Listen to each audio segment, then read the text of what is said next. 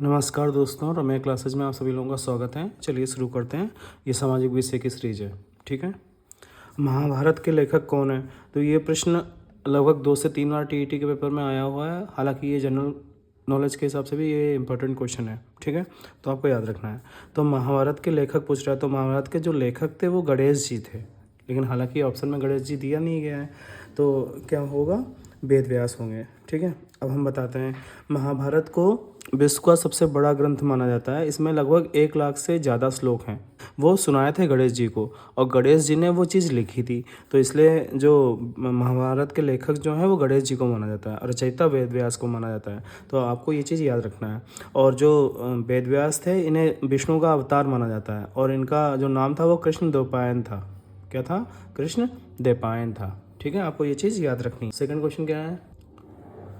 चलिए second question देखते हैं। भारत के प्रथम राष्ट्रपति कौन थे? तो आपको याद रखना है, जो भारत के प्रथम राष्ट्रपति थे वो डॉक्टर राजेंद्र प्रसाद थे। कौन थे? डॉक्टर राजेंद्र प्रसाद थे, ठीक। ये कब से कब तक भारत के राष्ट्रपति रहे? तो ये जो हैं 1950 से लेके 1962 तक, ये जो हैं 1950 से लेके 1962 तक भारत के प्रथम राष्ट्रपति रहे, ठीक। और इसमें एक आता है एस राधा कृष्णन, ये हैं, ठीक है। तो जो एस राधा कृष्णन ने, ये प्रथम उपराष्ट्रपति थे। प्रथम क्या थे? उपराष्ट्रपति। आपको ये चीज़ याद रखनी है, ये क्वेश्चन में कभी कभी पूछ लिया जाता है। अब ये क्वेश्चन पूछा जा रहा है, किस नदी का उद्गम स्थल भारत में नहीं है? तो क्या है क्वेश्चन? किस नदी का उद्गम स्थल भारत में नहीं है? तो बहुत छोटे से हम लोग पढ़ते आ रहे हैं कि जो ब्रह्मपुत्र है, इसका जो उद्गम स्थल है वो तिब्बत माना जाता है, झील है, उससे माना जाता है, ठीक है। तो कावेरी, गंगा, यमुना ये सब भारत में ही बहती हैं, यही इसका उद्गम है। लेकिन सिर्फ ब्रह्मपुत्र एक ऐसी नदी है इन चारों में जो अपने यहाँ भारत में उसका उद्गम स्थल नहीं है, ठीक। निम्नलिखित में कौन जुड़वा नगर है? तो जो ये ऑप्शन दिए गए हैं, इसमें जुड़वा नगर की श्रेणी में किसे रखा गया है? तो हैदराबाद और सिकंदराबाद को जो है वो जुड़वा नगर की श्रेणी में रखा गया है। आपको ये चीज़ याद रखनी है। चलिए 5 नंबर क्वेश्चन देखते हैं। 5 नंबर क्वेश्चन क्या है? मौर्य समाज का संस्थापक कौन था? तो पूछ रहा है, जो मौर्य समाज है उसका संस्थापक कौन था? तो जो मौर्य समाज है इसके संस्थापक थे चंद्रगुप्त। कौन थे? चंद्रगुप्त। और चंद्रगुप्त के गुरु कौन थे? चाणक्य। कौन थे? चाणक्य। और चाणक्य का दूसरा नाम क्या था? विष्णुगुप्त। क्या था? विष्णुगुप्त। मतलब चाणक्य का ही नाम क्या था? विष्णुगुप्त था। ध्यान से सुनिएगा। मौर्य समाज का संस्थापक कौन था? तो चंद्रगुप्त थे। और चंद्रगुप्त का गुरु कौन थे? चंद्रगुप्त के गुरु जो थे वो चाणक्य थे। चाणक्य का मूल नाम क्या था? विष्णुगुप्त। ये अभी हमने बताया है आपको। जो चाणक्य थे, चाणक्य गुरु थे चंद्रगुप्त के, और चाणक्य का ही नाम क्या था? विष्णुगुप्त था, ठीक है। आपको ये चीज़ याद रखनी। चलिए 7 नंबर क्वेश्चन देखते हैं क्या है। 7 नंबर क्वेश्चन क्या है? मार्को पोलो कौन था? तो आपको याद रखना है, मार्को पोलो क्या था? 13वीं शताब्दी में ये भारत में आया था। मतलब मार्को पोलो कौन था? तो मार्को पोलो कौन था, ये जानने से पहले हमें ये पता होना चाहिए कि 13वीं शताब्दी में दक्षिण भारत वाले एरिया में मार्को पोलो आया था इंडिया में, ठीक है। अब हुआ क्या? तो वैज्ञानिक वो था नहीं, प्रकाशक वो था नहीं, लेखक वो था नहीं, तो क्या होता? अन्वेषक। अन्वेषक का मतलब होता क्या है? एक्सप्लोरर बोलते हैं। अब उसका मतलब क्या होता है? जैसे मान लीजिए किसी को बहुत ज़्यादा हर चीज़ की एक्साइटमेंट होती है कि हम ये भी खोज लें, हम ये भी जान जाएं, हम वो भी जान जाएं, हर चीज़ के बारे में भी जानकारी होनी चाहिए, हमें बाहर जाके भी जानकारी इकट्ठा करनी चाहिए, बाहर जाके हमें जानकारी प्राप्त करनी चाहिए। इसे शोधकर्ता बोलते हैं, ज्ञान की खोज करने वाला, सत्य की खोज करने वाला, इसे क्या बोलते हैं? अन्वेषक बोलते हैं। तो जैसे मार्को पोलो क्या था? वो घूम घूम के हर जगह से ज्ञान ले रहा था, नॉलेज ले रहा था, और वहाँ की चीज़ों को सीख रहा था, जो अच्छी चीज़ें थी वो, इसलिए इसे क्या बोला गया? अन्वेषक बोला गया, ठीक है। आपको ये चीज़ याद रखनी है। चलिए 8 नंबर क्वेश्चन देखते हैं। अमेरिका ने परमाणु बम गिराया। तो पूछ रहा है नागासाकी पर अमेरिका ने परमाणु बम कब गिराया? तो पहली बात तो आपको याद रखना है कि द्वितीय विश्व युद्ध में, सेकेंड वर्ल्ड वॉर में, द्वितीय विश्व युद्ध कब से कब तक चला? 1939 से लेके 1945 तक चला, ठीक। तो कब हुआ था द्वितीय विश्व युद्ध? 1939 से लेकर 1945 के बीच में हुआ। अब इसमें हुआ क्या? 6 अगस्त को हिरोशिमा पर,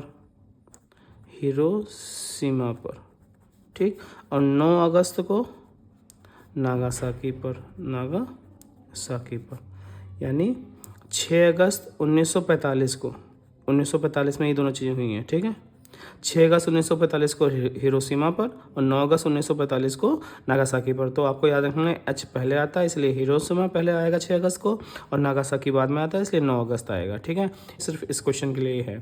अगर जैसे ये भूल जाते हैं ना कि हिरोशिमा पहले आएगा या नागासाकी पहले आएगा, तो एच पहले आएगा यानी 6 अगस्त वाला एच हिरोशिमा, और 9 अगस्त वाला नागासाकी एन आएगा। तो हिरोशिमा पर 6 अगस्त को, तो यहाँ पर नागासाकी पर पूछा तो नागासाकी पर 9 अगस्त 1945 को, यानी इसका आंसर कौन सा सही हो जाएगा? बी वाला इसका आंसर सही हो जाएगा। चलिए, पूछ रहा है सोना का लैटिन नाम क्या है, मतलब जो सोना होता है, गोल्ड होता है, इसका लैटिन नाम क्या है? तो इसका लैटिन नाम है आरम। ठीक, आरम। और इसका अर्थ क्या होता है? सूर्योदय की चमक। जैसे सूर्य जब सुबह सुबह उगता है, उगता हुआ मतलब दिखाई देता है, तो जो सूर्योदय की चमक होती है उसी के समान तो सोना होता है, तो इसलिए आरम को क्या बोला जाता है? सोना बोला जाता है। और आरम का अर्थ क्या होता है? सूर्योदय की जो चमक होती है उसी के समान सोना होता है, इसलिए इसे सूर्योदय की चमक बोलते हैं। उत्तर प्रदेश विधानसभा का वर्तमान में अध्यक्ष कौन है? तो आपको याद रखना है उत्तर प्रदेश में जो विधानसभा है उसका अध्यक्ष इस समय जो है वो सतीश महाना जी हैं। ठीक है, ये क्वेश्चन आपको याद रखना है। और ये कब से हैं? ये 18वीं सभा है तब से हैं। ठीक है, कब से हैं ये? 29 मार्च 2022 से ये अभी तक बने हुए हैं। ठीक है, और ये कहाँ से हैं? ये बीजेपी के कैंडिडेट हैं, भारतीय जनता पार्टी के। और कौन सी सीट पर इनकी जीत हुई थी? कानपुर कैंट से, कानपुर कैंट से। ठीक है, फिर से एक बार बता रहे हैं, उत्तर प्रदेश विधानसभा का वर्तमान में अध्यक्ष कौन है? तो सतीश महाना जी हैं। किस विधानसभा के हैं? 18वीं विधानसभा के हैं। 29 मार्च 2022 से हैं ये, और बीजेपी के कैंडिडेट हैं, और कानपुर कैंट से इनकी जो हुई थी जीत हुई थी। ठीक है, ये प्रद्युम्न सिंह, सुखराम सिंह यादव, गणेश शंकर पांडे, ये भी कुछ ना कुछ हैं, लेकिन जो विधानसभा अध्यक्ष हैं वो कौन है? सतीश महाना जी। आपको ये चीज़ याद रखनी है। चलिए 11 नंबर क्वेश्चन देखते हैं। 11 नंबर क्वेश्चन क्या है? कौन सा ऊर्जा का स्रोत पारंपरिक नहीं है? तो आपको याद रखना है पारंपरिक का मतलब जो चीज़ें हमेशा से चलती हुई आई हैं उन्हें पारंपरिक बोलते हैं, और गैर पारंपरिक बोलते हैं जो चीज़ अभी जल्दी में खोजी गई हैं, अभी 10-20 सालों में इनके अंदर बदलाव हुआ है और वो चीज़ें शुरू करेंगे, उसे क्या बोलते हैं? गैर पारंपरिक बोलते हैं। तो जो पारंपरिक स्रोत नहीं है, तो कोयला तो हमेशा से चलता आया, प्राकृतिक गैस भी हमेशा चलता आया, परमाणु ऊर्जा भी हमेशा से चलता हुआ आया। जो सौर ऊर्जा है ये अभी जल्दी में ही ईजाद करा गया, काफ़ी दिनों से, करीब 10 साल से चल रहा है ये चीज़। तो पारंपरिक का मतलब हमने क्या था? जो चीज़ें हमेशा से चलती आई, मतलब हमारे पापा के टाइम पर भी थी, हमारे बाबा के टाइम पर भी थी, हमारे परबाबा के टाइम पर भी थी, तो उसे पारंपरिक बोलते हैं। और जो चीज़ें पारंपरिक नहीं हैं उन्हें क्या बोलेंगे? गैर पारंपरिक बोलेंगे। तो ये क्या हो गया? पारंपरिक नहीं है या गैर पारंपरिक बोल सकते हैं। ठीक है, चलिए 12 नंबर क्वेश्चन देखते हैं। 12 नंबर क्वेश्चन क्या है? रिंग कुशन का प्रयोग कब किया जाता है? सीट टाइप की, जिसे गद्दी हम लोग बोलते हैं। ठीक है, और बीच में ये इतना एरिया खाली रहता है या बहुत कम, मतलब ये दबा हुआ होता है। ठीक, और ये खूब फूला हुआ होता है, या मतलब रुई या फॉर्म जैसी चीज़ें भरी रहती हैं। ठीक है, इस वजह से होता है क्या? किसी को फेस्टुला हो जाता है या पाइल्स की प्रॉब्लम हो जाती है या कहीं पर चोट लगी हुई होती है, तब इसका जो है रिंग कुशन का प्रयोग किया जाता है। यानी क्या है? सैया घाव पर। ठीक है, मतलब जो ऑप्शन दिए गए इसमें आंसर क्या हो जाएगा? सैया घाव के कारण रिंग कुशन का प्रयोग किया जाता है। ठीक है, चलिए अगला क्वेश्चन देखते हैं। अगला क्वेश्चन क्या है? राष्ट्रीय फिल्म पुरस्कार किसे दिया गया? तो आपको याद रखना है राष्ट्रीय फिल्म पुरस्कार 2025 जो था उसमें विक्रांत मैसी को भी दिया गया, शाहरुख खान को भी दिया गया, रानी मुखर्जी को भी दिया गया। तो यानी इन तीनों को दिया गया, तो उत्तर क्या हो जाएगा? उपरोक्त में सभी। राष्ट्रीय ध्वज की लंबाई व चौड़ाई कितनी होती है या अनुपात क्या है बताइए? ठीक है, तो आपको याद रखना जो ये चीज़ है वो है 3 और जो ये चीज़ है वो है 2। ठीक, इस अनुपात में यानी होगा, तो क्या हो जाएगा? 3:2। ठीक, ये कब लिया गया? तो ये जो 22 जुलाई 1947 में दी गई। आपको याद रखना है राष्ट्रीय ध्वज जो है वो 22 जुलाई 1947 में तिरंगे को राष्ट्रीय ध्वज की मान्यता दी गई। जो राष्ट्रीय ध्वज की लंबाई है वो 3, तो चौड़ाई क्या है? 2। तो इस अनुपात में होना चाहिए। यहाँ पर 3 रखा तो ये 9 हो गया, यहाँ पर 3 रखेंगे तो ये 6 हो जाएगा, यानी अगर ये 9 है तो ये 6 हो जाएगा। ठीक है, अब जैसे मान लीजिए अगर हमने यहाँ पर 5 रखा तो ये 15 हो जाएगा, यहाँ पर 5 रखेंगे तो 10 हो जाएगा। ठीक है, तो ये अनुपात, मतलब अनुपात यही रहेगा, बाकी आप संख्याएँ अपने आप रख के आगे घटा बढ़ा सकते हैं। ठीक, चलिए 15 नंबर क्वेश्चन देखते हैं। किस राज्य की सीमा बांग्लादेश से नहीं मिलती है? तो इस क्वेश्चन को पढ़ने से पहले हमारे पास मैप होना चाहिए।